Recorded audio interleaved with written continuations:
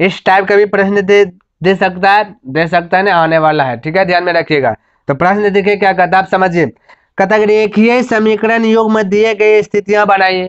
रेखिक समीकरण बनाइए, यानी कि समीकरण फर्स्ट और समीकरण सेकंड जिस प्रकार से आप निकालते थे दो चर वाले रेखिक समीकरण में, उसी प्रकार से यहाँ भी हल करके छोड़ देना है फर्स्ट सेकंड।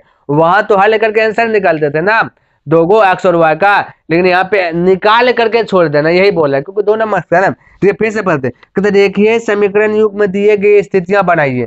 अगर दो संख्याओं का अंतर 26 है, कहते दो संख्याओं का अंतर 26 है और एक संख्या दूसरी की 3 गुनी है, तो ये आप हल करके समीकरण फर्स्ट और सेकंड निकाल दीजिए। तो यहाँ पे देखिए हल कर रहे हैं, तो सबसे पहले क्या करना है, दो गो संख्या क्या है आपको पता नहीं, उसको मान लेते हैं।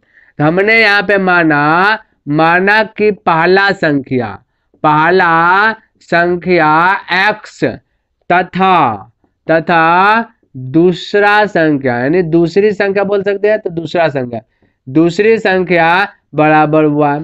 दो संख्याओं का अंतर 26, अंतर का मतलब घटाओ, ठीक है।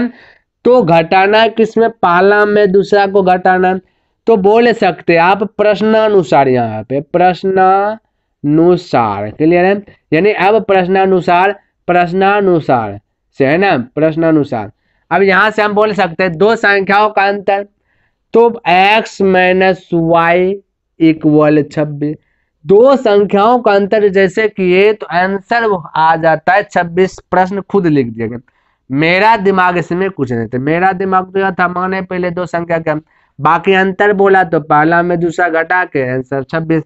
तो ये लिखा गया है कि दो संख्याओं का अंतर 26 है और एक संख्या यानी पहला संख्या, एक संख्या दूसरी संख्या, देखिए बोलिए, कहते एक संख्या दूसरी की 3 गुनी है। एक संख्या यानी ये संख्या जो कि दूसरी की 3 गुनी है, हम बोले आपको इक्वल करना है, समझिए। एक संख्या, ये वाला संख्या दूसरी की 3 गुनी है, तो दूसरी की 3 गुनी है ही पहले से, हमें इक्वल करना है तो 3 से गुना इसमें कर देना है। को कहता है कि एक संख्या, ये संख्या जो है दूसरी की 3 गुनी है, कौन, एक संख्या ने पहले से, जब ये है ही हमें बराबर करना है तो इस साइड में 3 से गुना कर देना, क्या आ जाएगा बराबर। अब इसको थोड़ा सा हल करते हैं, एक्स स्क्वायर पर माइनस 3y बराबर 0, ये निकल गया समीकरण फर्स्ट, ये निकल गया समीकरण सेकंड, ये निकल गया फर्स्ट, ये निकल गया सेकंड, और आपको इसको हल करने के लिए नहीं बोला है, बस आपका यही आंसर हो गया, क्लियर है।